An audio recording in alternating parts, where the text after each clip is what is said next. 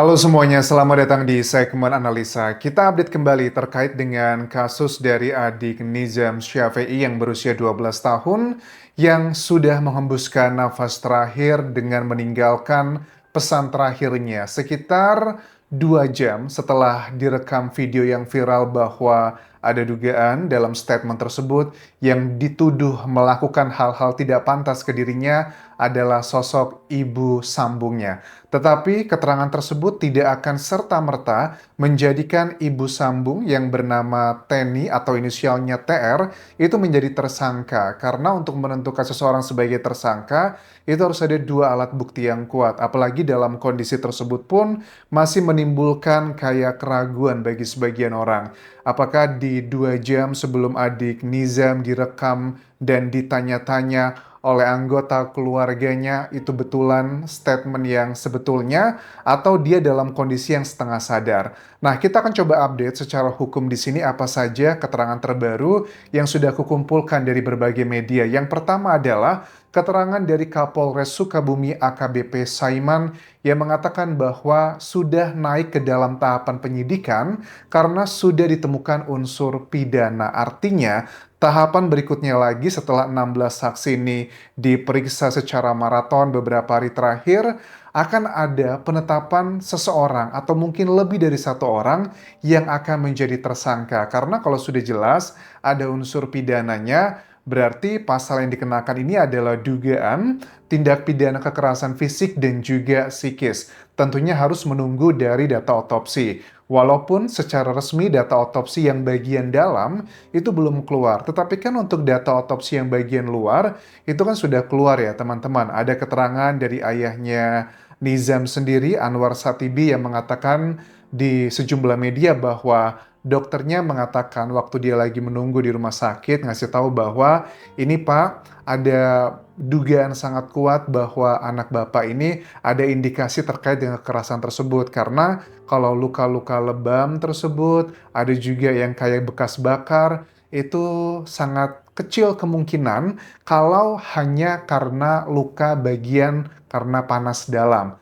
Ada dugaan mengarah ke bagian fisik tersebut, tetapi tidak bisa serta-merta dikatakan itu adalah indikasi kekerasan, teman-teman. Kemudian juga dikatakan dari Dokter Sulaiman Ariga Yota, dokter yang merawat adik Nizam di RSUD Jampang Kulon, mengatakan bahwa yang paling krusial dalam beliau menangani Nizam saat itu adalah gangguan pola nafasnya. Makanya pada saat itu kami berusaha sedemikian rupa untuk menyelamatkan adik Nizam dengan membuat kayak jalan nafas terbaiknya karena itu adalah yang paling krusial. Penyebabnya apakah karena luka-lukanya atau karena sakit lain atau bahkan dugaan yang disampaikan dari pihak keluarga adalah air panas yang dugaannya dipaksa diminum oleh adik Nizam, ini juga masih belum bisa dipastikan. Makanya penanganan pertama saat itu yang kami lakukan adalah untuk memberi jalan nafas terbaik, tidak fokus kepada bagian-bagian yang sifatnya adalah minor. Juga dikatakan dari dokter otopsi yang memeriksa kasus ini pun bilang bahwa kalau luka-luka tersebut tidak mungkin menyebabkan seseorang berpulang, tetapi yang menyebabkan dugaannya adalah karena pola nafasnya. Nafas kan berhubungan dengan paru-paru. Nah, apakah ini menjadi salah satu statement yang menguatkan statement dari kuasa hukum ibu kandungnya, Ibu Lisna, di wawancara di TV One bahwa mengatakan begini, ada dua data yang paling tidak sudah kami ketahui bahwa pembengkakan di jantung dan paru-paru itu ada indikasi karena memang ada perilaku fisik yang diberikan kepada adik Nizam itu yang tidak pantas. Kalian sudah mengerti lah arahnya kemana. Bahkan dari kuasa hukum Bu Lisna mengatakan bahwa kami punya loh beberapa rekaman, video, dan foto-foto sebelum adik Nizam itu dibawa ke rumah sakit. Jadi almarhum itu dugaannya dibiarkan di dalam rumah begitu saja dalam kondisi koma. Dan ini menjadi salah satu pasal juga adalah pasalnya kayak pembiaran. Kemarin di obrolanku secara langsung ya di Instagram bersama Bu Hastri, dokter forensik, yang juga sudah aku upload di Facebook page dan juga YouTube ini, ternyata kan memang ada pasal pembiaran itu juga bisa kena. Kalau kenanya nanti bukan karena kasusnya berhubungan dengan kepergian adik Nizam, tapi karena faktor pembiaran, artinya yang akan kena bukan cuma satu orang, akan dugaannya mengarah kepada ayah dan juga ibunya. Apakah ibu kandungnya juga kena? Agak sulit ya, ini adalah bagian nanti dalam perdebatan di persidangan teman-teman. Nah, kemudian ada keterangan juga dari sosok yang menjadi kontroversi dari kuasa hukumnya Ibu Teni atau TR, Ibu Sambung dari adik Nizam ya. Pertama adalah dari Moh Bukhori, mengatakan dengan tegas bahwa ibu sambungnya itu merawat Nizam dengan sepenuh hati. Dia tinggal bersama ayah kandungnya atau kakeknya Nizam ya, kakek tiri berarti ya. Kecil kemungkinan dia melakukan hal-hal nggak pantas tersebut karena kalau dia melakukan hal seperti itu akan ketahuan sama ayahnya. Bahkan ada upaya sekarang mengajukan pra-peradilan. Bagi aku statement-statementnya ini terlalu unik bagi aku pribadi. Kenapa? Yang pertama, dikatakan bahwa kalau memang ada kejadian yang dituduhkan, dicurigai bukan cuma dari netizen, tapi adalah sang suami sendiri, keluarga dari Nizam, katanya kan ada ayahnya, ayah kandungnya. Nggak mungkin dong dia akan berani seperti itu. Bagi aku nggak menjamin ya. Jangankan ayah dari seseorang ya. Kamu tinggal bersama orang sebegitu banyaknya, sama kakak, adik yang lainnya. Bukan jaminan kamu tidak berani memperlakukan hal seperti itu kepada anggota keluarga lainnya. Itu bukanlah satu hal yang satu tambah satu sama dengan dua. Tidak, itu adalah bagian yang subjektif. Bisa aja ya, namanya juga ayah, mengetahui hal-hal seperti itu juga akan diam aja, sangat mungkin sekali. Terus juga dikatakan kami akan mengajukan atau pra-peradilan di sini, bagi aku juga cukup unik karena sampai sekarang dari Polres Sukabumi masih belum menentukan siapakah tersangkanya. Pra-peradilan itu adalah pada umumnya, setahu aku teman-teman, untuk menguji penetapan tersangka dari penyidik, apakah proseduralnya sudah tepat, sudah benar atau belum. Jadi pra-peradilan itu bukan menguji tentang materi inti dari persidangan, tetapi tentang proseduralnya aja lah. Ini kan aneh, kok mengajukan pra-peradilan padahal kliennya belum ditetapkan sebagai tersangka. Oke, terus ada keterangan berikutnya dari kakaknya Teni yang merupakan ibu sambung dari Nizam, Pak Amaran. Di sini berbicara di Kompas TV, bilang bahwa nggak mungkin kalau Nizam itu diperlakukan seperti itu, tapi dia masih sering pulang ke rumah. Kalau dia nggak nyaman diperlakukan oleh ibu sambungnya, pasti dia akan kabur. Oke, coba kita simak dulu keterangannya berikut ini teman-teman. Kalau seandainya emang ibu tiri ini istilahnya benar-benar kejam, beda ya, kejam sama galak untuk mendidik, beda ya gitu. Nah, nyatanya anak ini selalu pulang ke sini.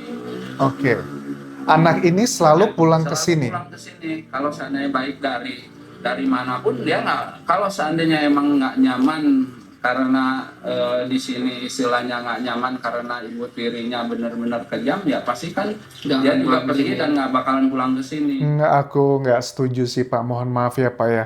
Kalau dibilang bahwa Nizam, kalau dia nggak suka atau nggak betah dengan perlakuan oleh siapapun dia anggota keluarga di rumah itu, dia pasti akan pergi. Yes, kalau Nizam itu sudah kerja, sudah punya uang, sudah punya kekuatan ekonomi, dia bisa memilih. Karena kan Nizam memang tinggal sama bapaknya, dan bapaknya kan juga tinggal sama ibu sambungnya. Aku baru mengetahui kan itu adalah rumah dari ibu sambungnya ya. Jadi bapaknya dalam tanda kutip adalah ikut sama sang istri begitu. Cuman yang disampaikan bahwa Niza minta uang ke ibunya, terus juga selalu pulang ke situ itu mengindikasikan bahwa dia nyaman tinggal bersama ibu sambungnya. I don't think so. Karena dia tidak punya pilihan ya. Bahkan juga ada salah satu fakta yang disampaikan dari sang ayah dan juga kakek angkatnya menceritakan ya di podcastnya Densu, Anwar Satibi beserta juga Isep Dandang Sukmana terkait dengan drama dengan anak angkatnya ya teman-teman. Jadi kan akhirnya setelah terjadi kesepakatan drama sering ribut, semua anak yang ada di keluarga mereka itu harus keluar.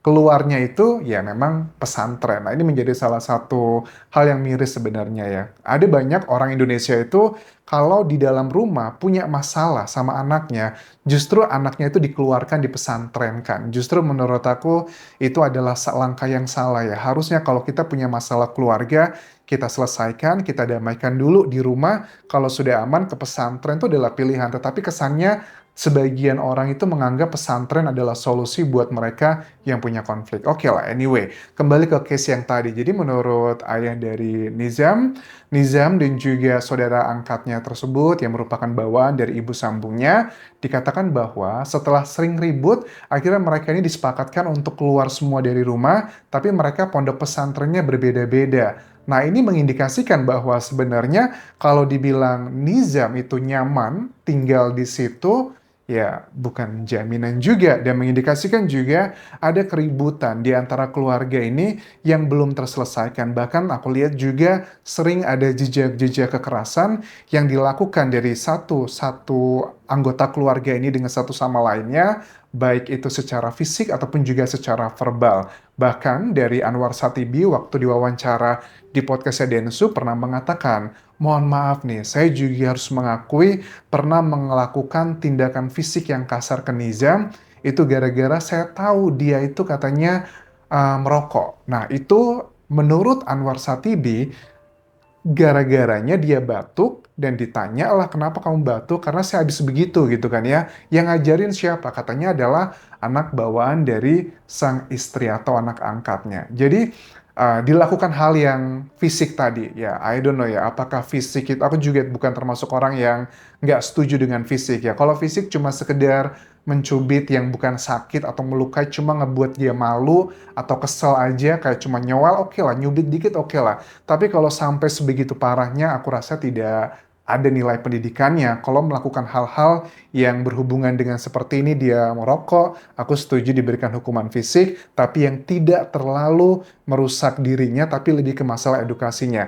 Nah, dari kejadian simpel ini aja, artinya menunjukkan bahwa memang nggak heran dari penyidik menaikkan kasus ini ke dalam tahapan penyidikan karena memang dugaan sangat kuat ada unsur pidana di sini dan kalau sudah berhubungan dengan unsur pidana ya siapa sih kalau itu tidak merujuk kepada orang-orang di sekitarnya karena pada saat almarhum berpulang akhirnya di rumah sakit tersebut ya orang-orangnya kan sudah ada di situ siapa aja bahkan beberapa jam menurut keterangan ayahnya setelah video yang viral itu direkam kemudian juga pihak dari sang kakek angkatnya pulang, Nizam kan berpulang ya, dan sudah menunjukkan ada indikasi siapa yang membuat dia dalam kondisi sedemikian rupa. Belum ada penetapan tersangka, tapi sepertinya dalam waktu dekat akan ada seseorang atau lebih dari satu orang yang akan menjadi tersangka. Apakah karena pasal kasusnya Nizamnya atau karena kasus pembiarannya? Cepat atau lambat akan segera kita ketahui teman-teman. Terima kasih sudah menonton. Sampai ketemu lagi di video berikutnya. Tinggalkan like dan juga komen. Subscribe channel YouTube ini. Follow Instagram, Facebook page dan juga akun TikTok Dian Jasa Semara. Sampai jumpa.